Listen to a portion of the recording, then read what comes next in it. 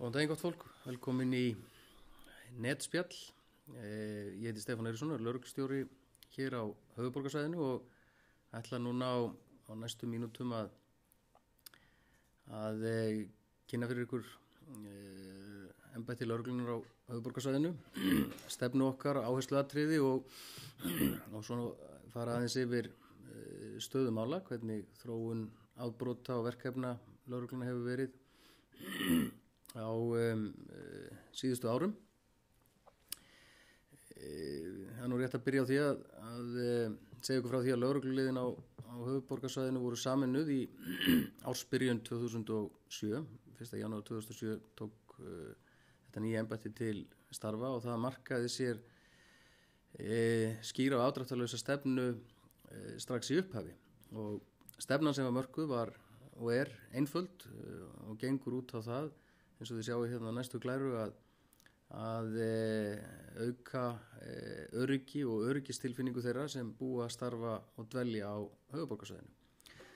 Og allt það sem við gerum í stóru sem smáu vinnur að þessu grundvallar markmiði. Allt okkar eftirlit, rannsóknir mála og öll önnur starfsemi sem hér er með mjög fjölbreyttum hætti vinnur að þessu. Við dróum síðan út 10 lykilatriði sem að eiga að aðstoða okkur við það að ná þessu grundvallarmarkmiði, og þið sjáu það hér á næstu glæru að efst þar á blaði er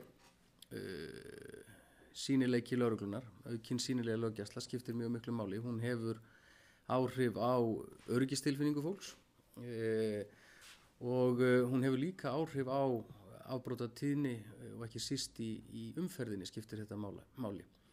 Hverfa- og grenndarlöggæsla er líka atriði sem við leggjum mikið upp úr og í því felst að lögreglan, þar sem hún er að starfa í viðkomandi hverfi eða sveitarfélagi, að hún þekki vel umhverfið og þá sem að þar búa og starfa, þau verkefni sem þar geta komið upp og hvernig best er að takast á við þau. Þetta skiptir mjög miklu máli.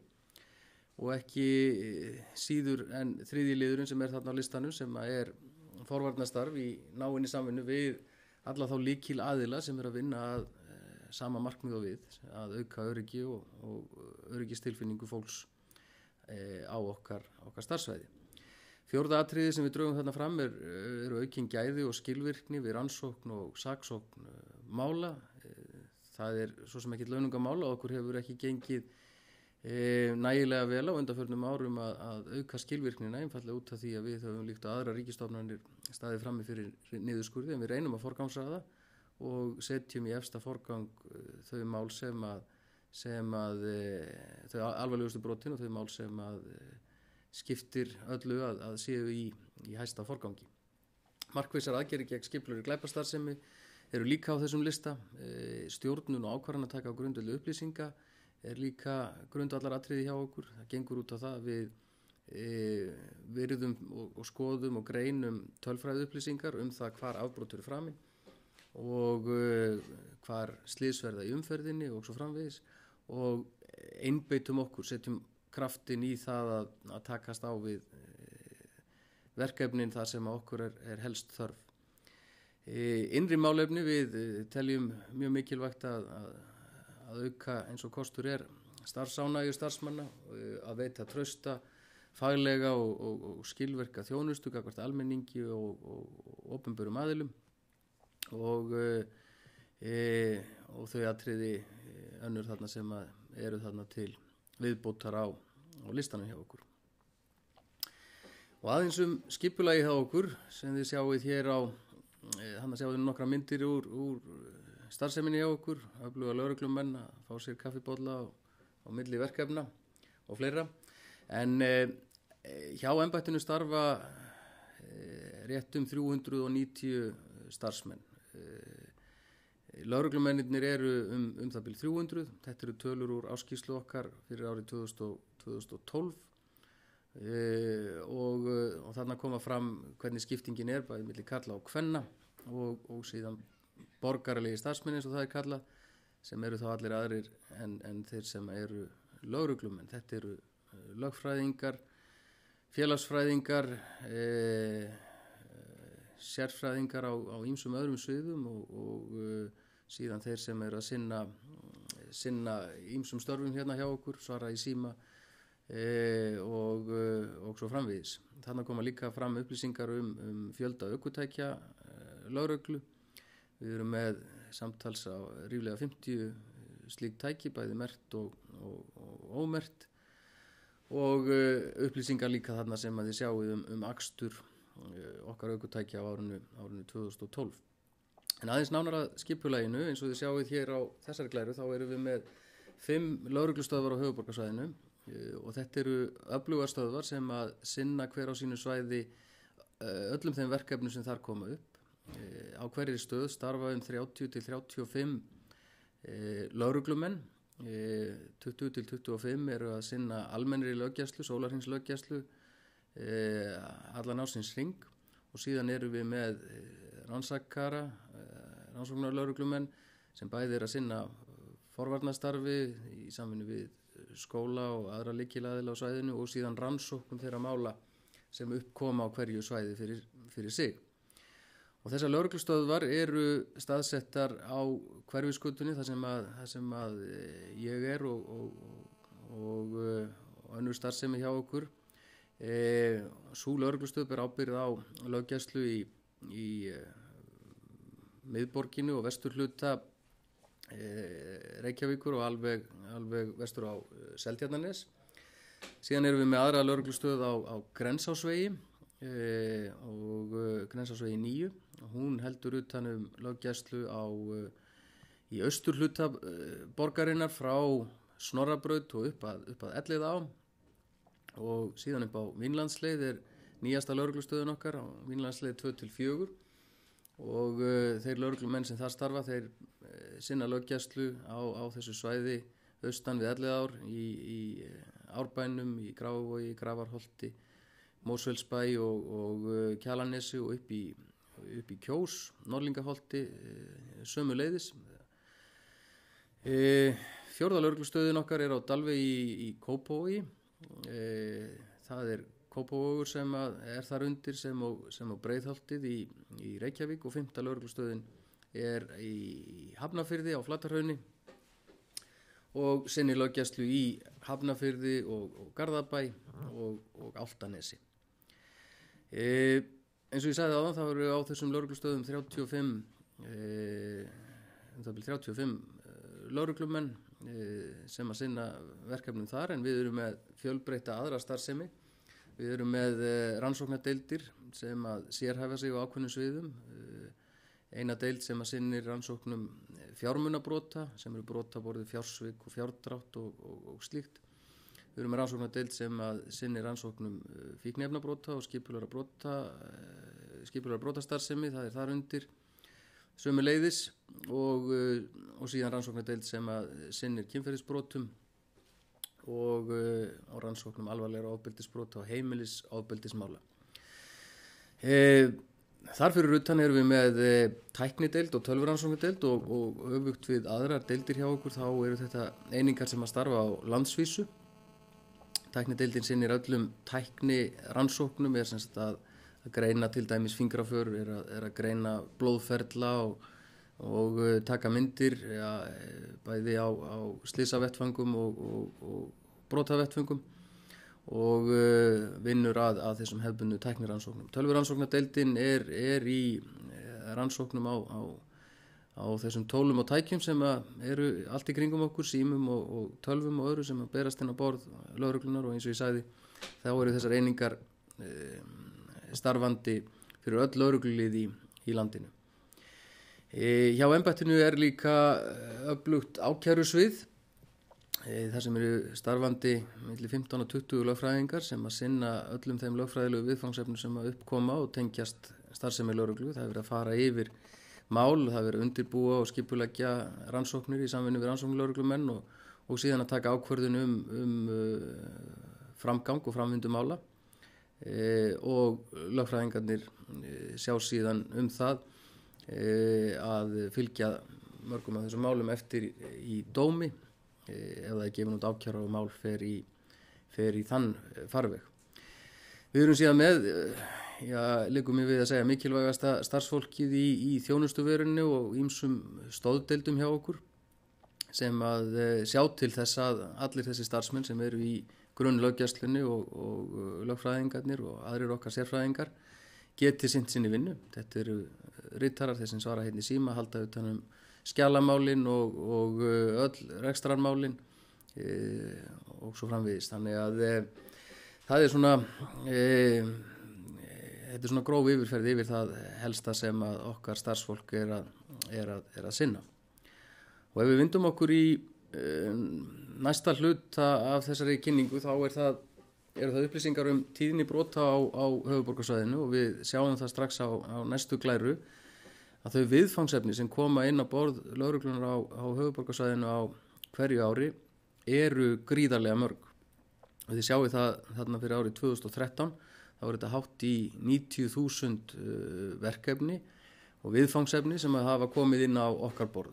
Og það er mikilvægt að hafa í huga að þetta er ekki öll þau afbrot sem að tilkynnt eru til lögreglu og eru rannsókuð hjá okkur, heldur öll þau fjölbreyttu verkefni sem að lögreglan er að fást við á hverjum degi. Við fáum mikið af aðstoðarbeinum af ýmsu tagi og allt er þetta mjög nákvæmlega skráð hjá okkur í okkar kerfi og við getum þar að leiðandi tekið út slíkar upplýsingar. Og það er nú fróðlegt að sjá það að hvernig þessum skráðu verkefnum hefur fækkað ár frá ári og það ætti sjálfur sér ekki að koma óvart því að við höfum líkt og aðra stofnanir staðið frammi fyrir ansi miklum niðurskurði og fækkun lögreglumanna á undanförnum árum sem að stjórnvöld og innanríkisráðherra eru sem betur fer að vinda ofan á núna með myndarlegum hætti. En þetta birtist auðvitað í þessum tölum, frumkvæðisvinna og verkefni lögreglu þeim eðlilega fækkar eftir því sem að lögreglumönnum fækkar. En það er líka athyglisvert að skoða það á næstu glæru að hegningarlaga brotum hefur verið að fækka umtalsvert mikið á sama tíma og einhverjir veltaði fyrir sig hvort að þetta geti ekki tengst því að lögreglumenninni séu færri.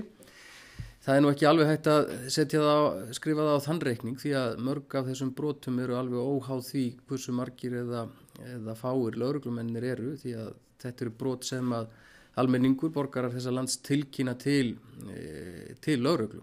Og hegningarlaga brotin eru alvarlegustu brotin, þar eru undir öll ofbeldisbrotin, öll kynferðisbrotin, öll auðgunarbrotin, þjófnaður, innbrot og svo framvegis, eignarspjöll og annað. Og við reynum að mæla það líka á hverju ári hversu margir verða fyrir broti og hvort þeir hafi tilkynnt það til lögreglu. Og við sjáum það að það er svona það bil 50 og upp í 80-90% eftir hvaða brot er að ræða sem að tilkynna þau brot til lögreglu og það hlutfall hefur svona haldist nokkurn veginn svipað undanfarin ár. Það jókst örlítið hlutfallið eftir bankahrunið en er svona komið í sama fasan. Við skulum halda áfram með glærurnar, þá sjáum við þessa þróun, auðgunarbrotin. Þeim hefur farið fækkandi þannig að hægt er að sjá það með mjög afgerandi hætti. Þau fara hæst þarna upp í tæplega 9.000 sem tilkynnt voru til lögreglu á árinu 2009 og einmitt á því ári þá gripum við til markvissra aðgerða til þess að takast á við einhverjum síbrotamenn og okkar helstu góðkunningja sem áttu ansi drjúgan þátt af þessum brotum.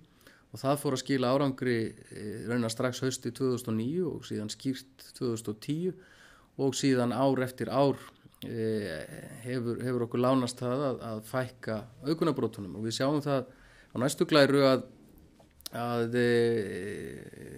þetta eru þjófnaðir annars vegar og innbrotin sem eru appelsínugul þarna að þetta á bæði við þjófnaði og innbroti. Ég var nú að fá nýjustu skýrsluna frá okkur, hún er bara hér, samantekt fyrir árið 2013 og með samanburði við fyrri ár sem verður nú gerð opinber væntanlega síðar í dag með fókus á desember 2013 og þarna koma meðal annars fram upplýsingar það að tilkynntir þjófnaðir til lögreglu í desember 2013 eru með því lægsta sem að sést hefur í okkar bókum. Og ef við höldum áfram með þetta þá sjáum við þarna fjölda kynferðisbrota sem eru tilkynnt til lögreglu. og á næstu glæru þá sjáum við hvernig þetta skiptist eftir tegundum brota. Það eru mörg brot sem að falla það undir, bæði klám, vændi, kynferðisbrot gegn börnum og fleira.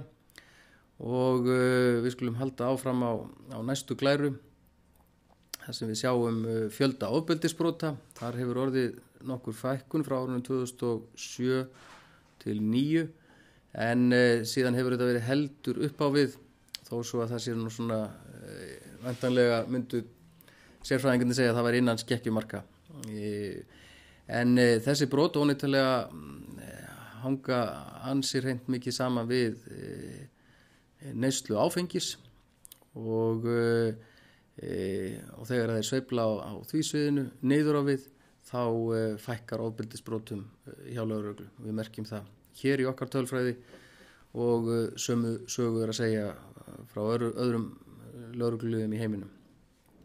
Og á næstu glæru þá sjáum við skiptingu eftir tegundum. Við erum sem sagt með líkamsárásir sem að kallast minniháttar og með vísun í hegningarlögin og það ákvæði, og síðan stórfelldar líkamsárásir. Það er þegar að annarkvort hefur verið beitt sérlega hættulegri aðferð, tæki eða tólum, eða afleiðingarnar af árásinni eru miklar, beinbrot eða þaðan að verri. Og þessar tölur fyrir alvarlegu árásirnar eru svona heldur á niðurleið, en eins og ég segi þá erum við örlítið að stíga í heildarfjöldanum frá árinu 2000 og 2010, 11 og 12 og upp. Á næstu glæru þá sjáum við yfirlit yfir ofbeldi gegn lögreglu. Þetta eru tölur sem við vildum sjá miklu mun lægri, en það er þó jákvætt að þetta hefur svona ekki farið minnst að kosti upp á við á síðustu árum svo neinu nemur. Og á næstu glæru þá erum við með brot gegn fjárréttindum eins og það er kallað, sem eru eignarspjöll og nytjastöldur. Þetta eru auðvitað ansi mikill fjöldi af málum, eins og þið sjáið vel á annað þúsund mál á síðasta ári sem voru tilkynnt til lögreglu. En þarna eru líka jákvæð merki.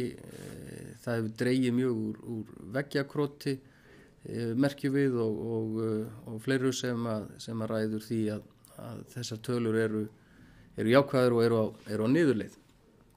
Og svo sjáum við á þessari glæru upplýsingar sérrefsilaga brot, eins og það er kallað. Það er sem sagt þá brot á öðrum lögum heldur en hegningarlögunum, og þetta eru þá brot sem að eru til dæmis umferðarlaga brot og vopnalaga brot og í rauninni fjölmörg önnur laga ákvæði þar sem er að finna einhvers konar refsi ákvæði. Og á næstu glæru, þetta er orðið ansi mikið af glærum, þá sjáum við upplýsingar fíkniefnabrot. Þeim hefur farið fjölgandi ár frá ári. Þetta er svona eins og umferðarlagabrotin. Þarna er hægt að merkja með mjög skýrum hætti frumkvæðisvinnu lögreglu. Þetta eru brot sem eru ekki tilkynnt til lögreglu, heldur er lögreglan að vinna í þessum málum, og þessum málum hefur fjölgað ár frá ári eftir nokkra niðursveiflu hjá okkur á þessu sviði. Og á næstu glæru þá sjáum við fjölda umferðarlagabrota. Þarna hefur klárlega dregið aðeins úr okkar frumkvæði, sem að helgast nú að því að það er alltaf færri og færri lögreglumenn sem er að sinna þessu, sem að stendur sem betur fyrir til bóta núna, og því að það skiptir máli að sinna umferðarmálunum vel, með það að megin markmiði að fækka slysum í umferðinni. Áherslurnar breyttust nokkuð þegar að lögreglan á höfuðborgarsvæðinu tók til starfa, frá því að menn ættu að reyna að safna eins mörgum umferðarlagabrotum í sarpinn og kostur væri, yfir í það að einbeita okkur að þeirri áhættuhegðun og á þeim tíma og þeim stöðum sem að mest áhrif hefði á slysatíðnina. Og það er það sem við höfum gengið út frá í okkar starfi á öllum sviðum, að reyna að vinna þetta líka svolítið með kollinum og grunni tölfræði upplýsingana og takast á við áhættuhegðunina með það markmiði að ná niður slysunum. Og ef ég man þetta rétt þá ættum við nú að fá slysatölur fljótlega þegar við erum búin að sjá þarna fjölda umferðarlagabrotana sem eru hjá okkur. Þarna kemur akstur undir áhrifum áfengis og fíkniefna. Þarna er nokkuð athyglisverð þróun sem við höfum nú svo sem áður vakið athygli á, en hún er svo að það virðist heldur draga úr ölvunarakstri, en á móti kemur að akstur undir áhrifum ávana og fíkniefna sem að lögreglan stendur fólk að hefur aukist jafnt og þétt ár frá ári. Og menn veltaði fyrir sér hvort að þarna sé einhver tilflutningur eða hvort að lögreglan sé orðin betur í stakk búin til þess að takast á við þetta, og ég held að það skýri þetta að miklu leyti. Lögreglan hefur núna betri búnað og tæki og tól til þess að greina þetta og er meðvitaðri áhættuna og umfangið á þessari háttsemi sem er mjög alvarleg og ölvunarakstur og akstur undir áhrifum ávana og fíkniefna er ansi stór áhrifavaldur í banaslysum í umferðinni, og þess vegna skiptir gríðarlega miklu máli að þessi tekið á þessum málum á festu.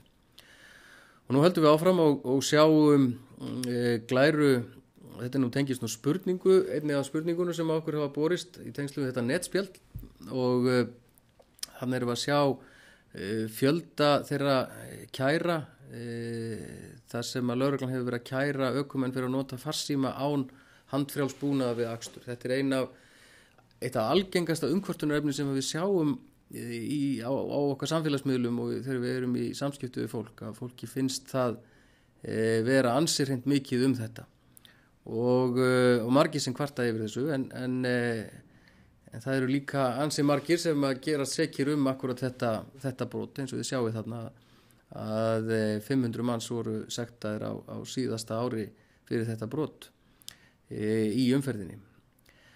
Og á næstu glæru þá sjáum við athyglisverðar tölur. Þetta eru upplýsingar fjölda slysa í umferðaróhöppum samkvæmt okkar skrá. Þetta hefur farið niður umtalsvert frá þessum árum 2006, 2007 og 2008, og undanfarin ár þá höfum við verið með svona það bil 1 slys á dag.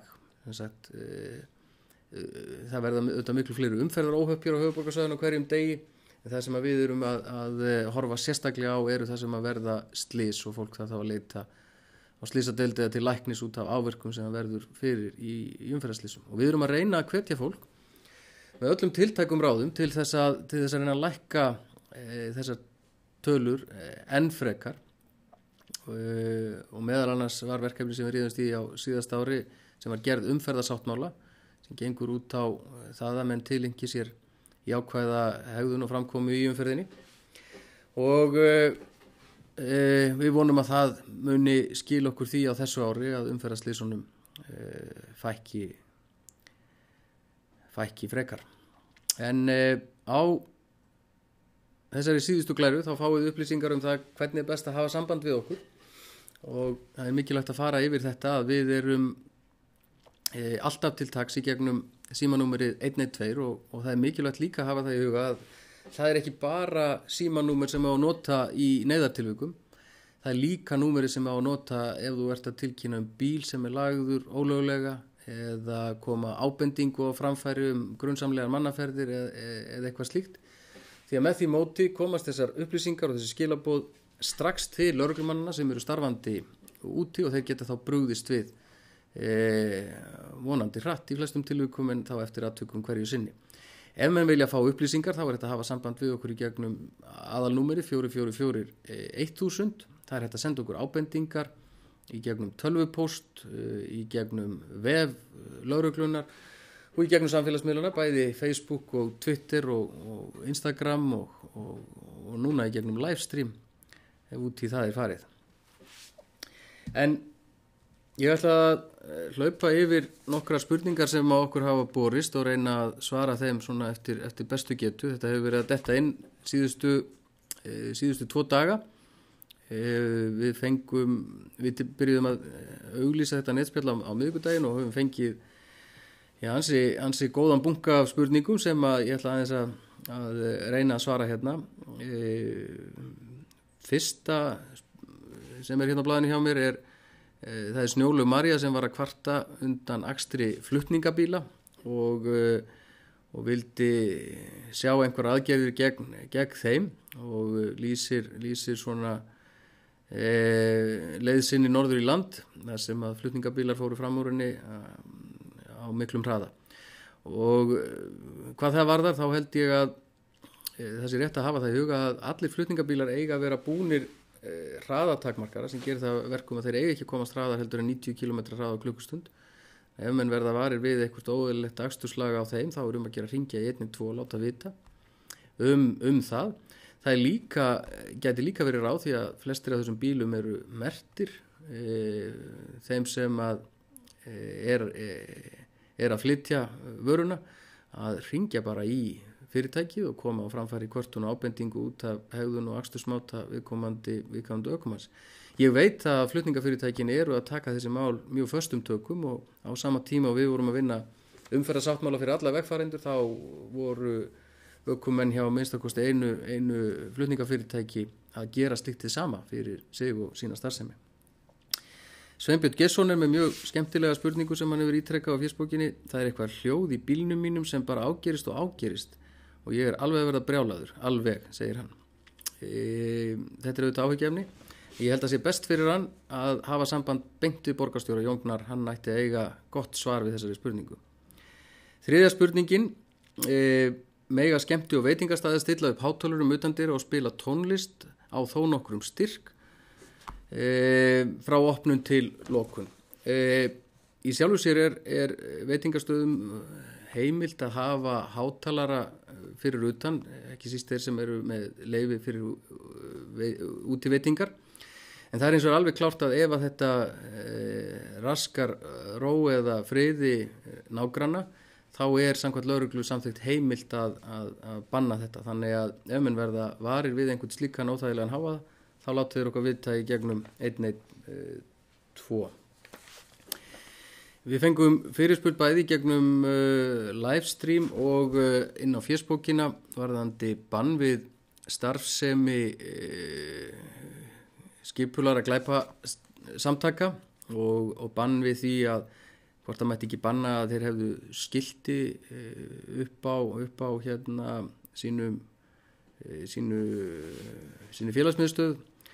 Og svarið við þessu að heimildin til staðar í stjórnarskránni að það má banna starfsemi tiltekinna félaga. Það hefur eins og ekki verið farið í það hér, það hefur verið skoðað lögfræðilega og skrifað það ritgerðir hvað í þessu félis og hvað sé unnt að gera.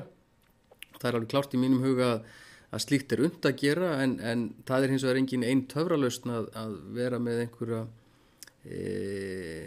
taka einhverja slíkar ákvarðanir því að það ekki nema hluti af þeim sem eru að stunda skipulaða brotastarfsemi sem gera það innan vébanda félagsskapa sem þeir auglýsa með þeim hætti. En þetta eitthvað sem að lögreglan hefur verið að fjalla og hefur verið að benda á en auðvitað ekki sem einhverja ákveðna töfralausn. Við fengum síðan ábendingu í gegnum fésbókina frá manni sem býr vestur í bæ, notar strætótöluvert og að kvarta yfir því að hann sjái ökumenn tala mikið í farsíma undir akstri og hvetur okkur til þess að taka á þessu og við tökum þessari áskorun vel og munum hér eftir sem hinga til einbett okkur að þessu, kannski ég vil meira heldur en áður því að þetta svo sannarlega áhættu hegðun í umferðinni sem að skapar hættu og eins og ég sýndi á glærunni hérna áðan þá erum við að sekta á síðasta ári 500 ökumenn fyrir akkurat þessi brot. Við fengum líka spurningu frá konu sem hafði áhyggjur af því að þjálfun lögreglumanna undanfarin 20 ár hefði breyst með þeim hætti að þeir veru frekar lokaðir og óaðgengilegir í samskiptum og væri kannski erfiðleikum bundið að kreista fram á þeim bros og það auðvitað ekki gott ef að þetta upplifunin því að ég held að lögreglumenn almennt séu bæði brosmildir og tilbúnir til þess að aðstoða fólk og svara spurningum og annað en ég veit það hins vegar líka að verkefnin sem að menn eru að takast á við ekki síst þegar langt er liðið á nóttinu og menn að starfa í miðborginni, nú ekki alltaf þannig að það kalli fram bros þegar að menn sem eru kannski komnir á annað eða þriðja glas reyna að smella fram einum góðum brandara. Þá getur það verið að menn sleppi því að brosa, en það hafa kannski heyrt hann oftar en ekki. En við viljum eiga jákvæð og góð samskipti við fólk og við leggjum upp úr því að okkar starfsfólk takist á við verkefnin sín fyrst og fremst af fagmennsku, en einnig með kurteisi og þjónustulund í fyrirrúmi. Við fengum spurningu gegnum livestream: af hverju er ennþá verið að handtaka fólk fyrir neyslu á kannabisefnum? Nú er það svo að kannabis eins og ýmis önnur efni eru ólögleg hér á landi, bæði varsla þeirra og sala. Þannig að þeir sem eru með fíkniefni í sínum fórum, hvort sem það er kannabis eða einhver önnur efni, geta hér eftir sem hingað til átt von á því að lögreglan hafi að þeim afskipti og grípi til viðeigandi úrræða. Forgangsmál hjá okkur er að stöðva þá sem eru í sölu og dreifingu á þessum efnum. Við erum ekki að elta sérstaklega neytendur eða þá sem ekki eru í sölu eða dreifingu þessara efna. En til þess að breyta þessu þá þarf að breyta lögum á Alþingi og það er ekki í verkarhing lögreglunar að sjá það. Hérna eru síðan margar spurningar sem hafa borist okkur úr ýmsum áttum, bæði með tölvupósti og ábendingum. Kona spyr hvort það sé hægt að fá okkur til þess að hraðamæla á Hjallabraut í Hafnarfirði. Menn geta búist við okkur þar mjög fljótlega. Það er eitt sem spurði hvort við höfum fundið eiturslönguna sem við vorum að leita að fyrir jól. Ég veit nú ekki nákvæmlega hvaða slanga það er sem við komandi vísar til, en það gerist reglubundið að við finnum slöngur og snáka og fáum gjarnan spurningar það inn á fésbókarsíðuna af hverju við séum að þessu. Og ástæðan er svo að þessi dýr eru bönnuð hér á landi og það er ágætis umfjöllun þetta fyrir þá sem vilja skoða það nánar á Vísindavefnum af hverju þessi dýr eru bönnuð, en ástæðan er meðal annars svo að í nánast öllum tilvikum þá er salmonella í þessum dýrum sem að smittast auðveldlega yfir í fólk með tilheyrandi alvarlegum afleiðingum. Hér er kona sem að spyr hvort það sé hættulegt að vera í miðborginum helgar. Það er ekki hættulegt að vera í miðborginum helgar, en það er eins og engin ástæða til þess að draga fjöður yfir það að ofbeldisbrot eru nokkuð mörg í miðborginni, en það tengjast auðvitað fyrst og fremst áfengisneyslu og skemmtanalífi sem að miðborgin er þekkt fyrir.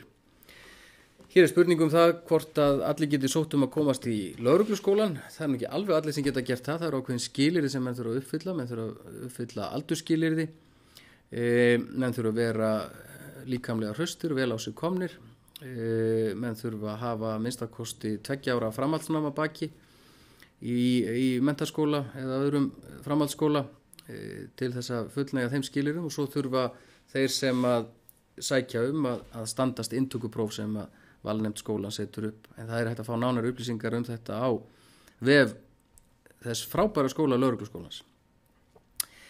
Hérna er spurningin sem ég var búin að svara varðandi hátalarana utandyra hjá veitingastöðunum. Hér er eitt sem að velti fyrir sig hvað er skemmtilegast við að vera lögreglustjóri. Það er ansi margt, aðalega, og það skemmtilegast við þetta starf er að ég hef tækifæri til þess að vera í samskiptum við fólk úti á götu, á fundum og annar staðar, og ekki síst á samfélagsmiðlunum. Það er það sem er langt skemmtilegast við þetta starf og mest gefandi. Spyr það hver borgi fyrir túlka sem útlendir glæpamenn þurfa að fá, gera þeirra kannski sjálfur. Þessi kostnaður sem að fellur til út af túlkum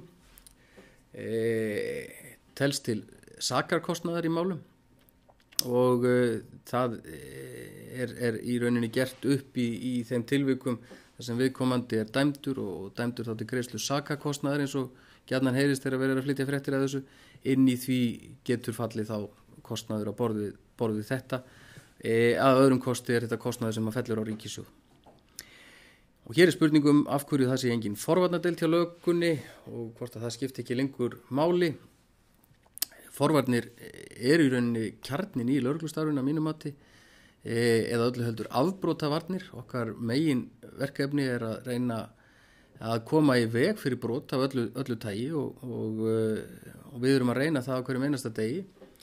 Við þurfum síðan líka að rannsaka þau brot sem að framin eru.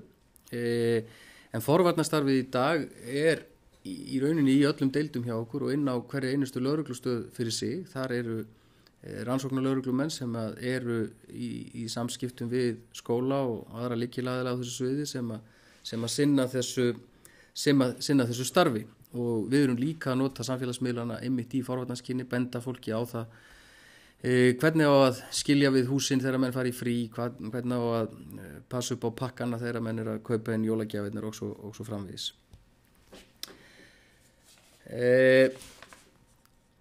Hér er spurning sem sjáið þið fram á aukna fjárveitingu til lögregluskóla ríkisins í kjölfar aukinna fjárveitingar til lögreglunar. Þetta er góð spurning. Ég er nú bara rétt búin að glugga í tillögurnar sem voru kynntar í gær og eru aðgengilegar á vef innanríkisráðuneytisins og það er gert ráð fyrir þar einhverjum framlögum til þjálfunamála, en ég er nú ekki alveg með á hreinu hvort að það sé sérstaklega sett til lögregluskólans. En það er hins vegar alveg ljóst að ef það þarf að fjölga lögreglumönnum umtalsvert, þá gerist það einungis í gegnum lögregluskólan og til þess að standa undir því þarf hann viðeigandi fjárveitingar til að sinna því. Hér er spurning um vopnaburð glæpamanna, hvort að hann hefði aukist undanfarin ár. Við erum að merkja það og ég skrifaði raunar það grein fyrir þá sem að vilja skoða það nánar, birtist í því ágæta veftímariti Kjarnanum fyrir stuttu síðan. Upplýsingar haldlagða hnífa hjá lögreglunni á undanförnum árum. Og við erum að sjá töluverða fjölgun í því að við erum að haldleggja fleiri hnífa og önnur vopn hjá okkar góðkunningjum. Og þetta er auðvitað þróun sem að veldur okkur áhyggjum, en á móti má segja að eins og ég sýndi líka að ofbeldi gagnvart lögreglumönnum er ekki að aukast og við verðum ekki vör við það að þessir góðkunningjar okkar séu í auknum mæli að beita þessum vopnum gegn lögreglunni. Hér er síðan mjög áhugaverð spurning frá ungum manni 16 ára gömlum hvort að hann ráði eða foreldrarnir hvenær hann fara að sofa á kvöldin. Það er ekki til alveg fullkomlega einfalt svar við þessari spurningu, en þó er rétt að hafa það í huga að menn verða sjálfráða 18 ára gamlir og meðan þeir eru í foreldrahúsum þá eru þeir undir stjórn og agavaldi foreldra sinna, meðal annars það hvenær þeir koma heim á kvöldin þegar að reglum útivistartíma sleppir og annað. Mín ráðlegging er einföld til þessa unga pils. Maður á alltaf að gera það sem að mamma mann segir að maður eigi að gera og fylgja þeim ráðleggingum, það skila sér alltaf að lokum. Hér er áhyggjufullur maður spyr af hverju við séum ekki að fylgjast betur með þeim sem keyra yfir rauðu ljósi og sekta þá. Við erum að gera það.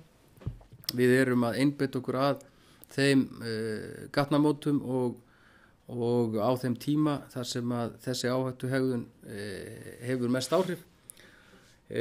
Og með því að vera sýnilegir, en það er hins vegar auðvitað áhyggjuefni að menn virði ekki þetta rauða ljós í umferðinni og við munum reyna að skoða það enn frekar. Hvað teljið þið að ættu að vera margir starfandi lögreglumenn í Reykjavík? Þetta er líka mjög góð spurning. Það fer svolítið eftir því við hvað er miðað. Í dag eru 300 lögreglumenn starfandi á höfuðborgarsvæðinu, hjá lögreglunni á höfuðborgarsvæðinu, en rétt að hafa það í huga að því til viðbótar er sérsveit ríkislögreglustjóra með viðbúnað hér á höfuðborgarsvæðinu á hverjum tíma sem bætist ofan á þetta. Ef við ætlum að bera okkur saman við til dæmis lögregluna í Oslo, þar sem að eru vel yfir 500.000 íbúar og milli 1.500 og 2.000 lögreglumenn starfandi, ef við ættum að miða við það hlutfall, þá ættu að vera cirka 600-700 lögreglumenn á höfuðborgarsvæðinu en ekki 300 eins og nú er.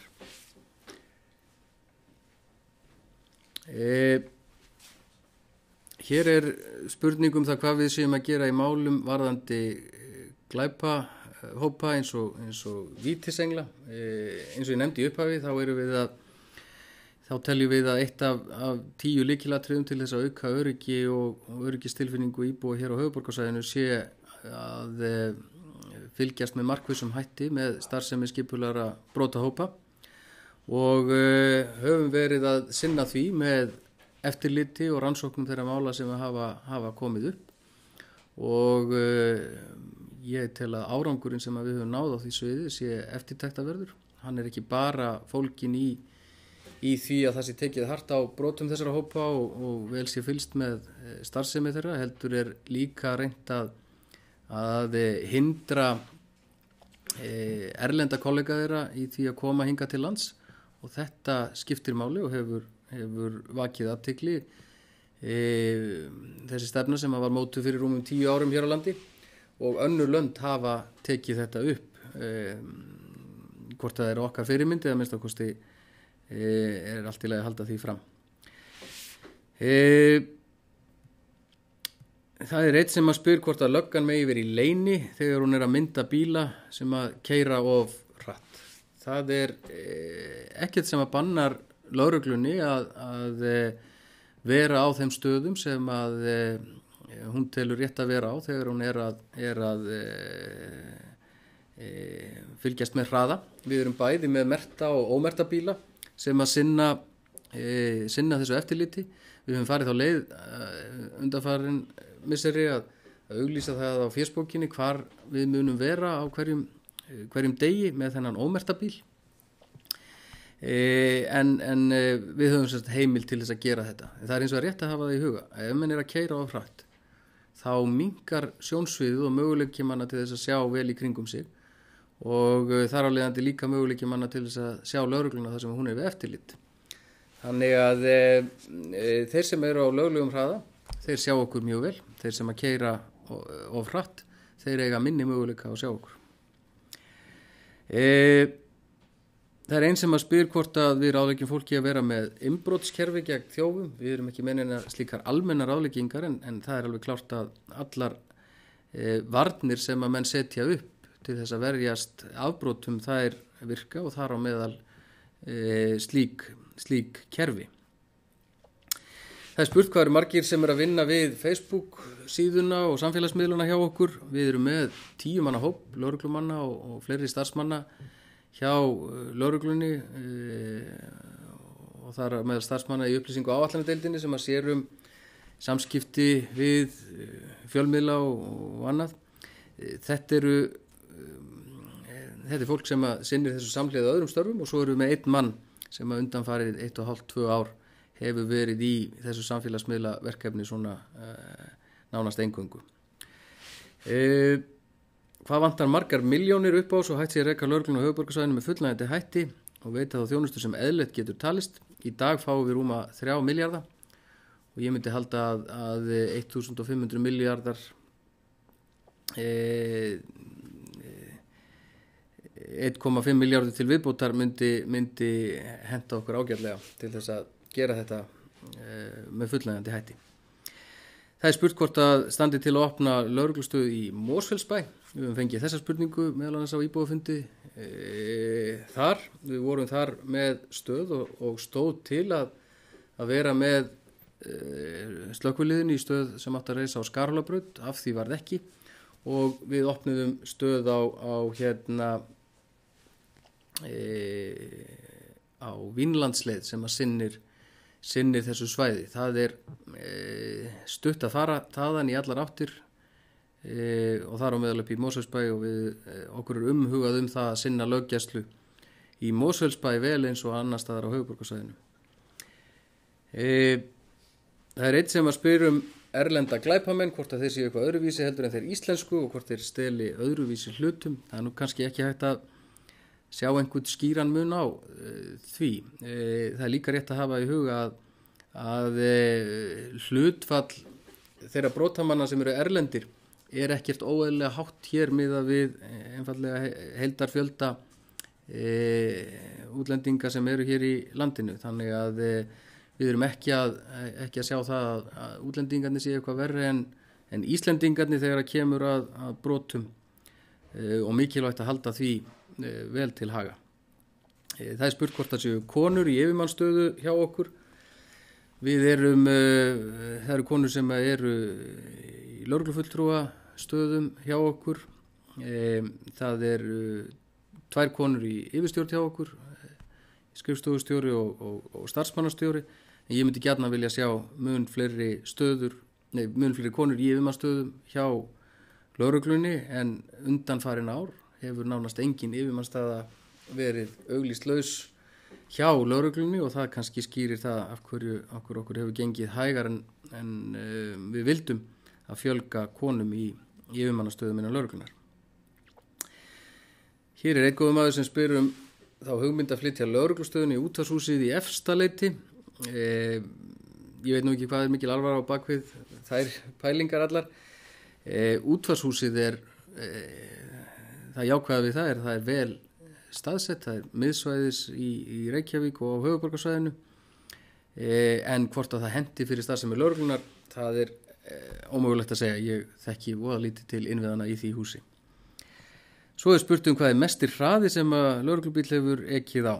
Ég bara þori ekki alveg að fara með það, en lögreglubílum getur verið ekið nokkur hratt, en forgangsakstur lögreglunar eitt það hættulegasta sem að lögreglan gerir, og þess vegna mjög mikilvægt að farið sé með gát og ekki búin til meiri vandi en sá sem að reynt að leysa í hvert og eitt sinn.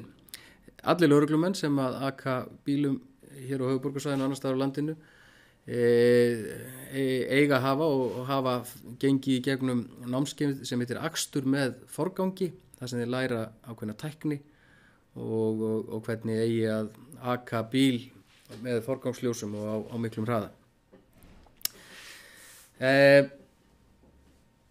Þetta er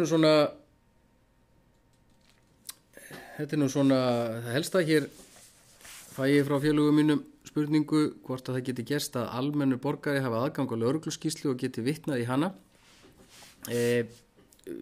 Lögregluskýrslur eru almennt ekki aðgengilegar öðrum heldur en lögreglu, en það auðvitað í þeim tilvikum þar sem að mál fer lengra og gefin út ákæra og mál komið fyrir dóm, þá hefur sakborningur aðgang að öllum gögnum málsins og þar með talið lögregluskýrslum og getur fyrir vikið mögulega vitnað í slíkar skýrslur. En nota bene á þeim einstaklingi kann að hvíla skyldur samkvæmt persónuverndarlögum til þess að greina ekki frá upplýsingum sem að persónugreinanlegum upplýsingum til dæmis sem að eiga að fara leynt lögum samkvæmt. Þannig að þetta er svona cirka svarið við því. Ég er með góða menn hérna sem eru aðstofað mig, Þórir Ingvarsson og Gunnar Rúnar, sem eru að taka niður einhverja spurningar, og þannig kannski líka ekki úr vegi að kíkja aðeins inn á Twitter og gá hvort að eitthvað hafi dottið þar inn.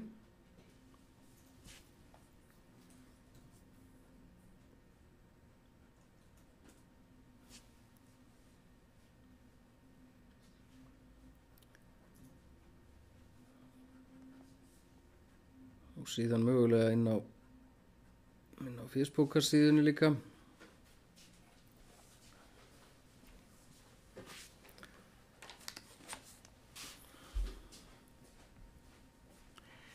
Hér er spurning: hef ég rétt til þess að svara engum spurningum nema ég sé handtekinn eða eitthvað slíkt? Þetta er góð spurning. Sá sem er handtekinn og er grunaður refsiverða háttsemi, honum er kynntur réttur sinn og þar á meðal réttur til þess að neita að svara spurningum. Og þannig ef að viðkomandi er grunaður brot, þá ber honum ekki skylda til þess að svara. Ef að menn eru hins vegar kvaddir til sem vitni, þá ber þeim að skýra satt og rétt frá og draga ekkert undan. Þannig að það er sirka svarið við spurningunni.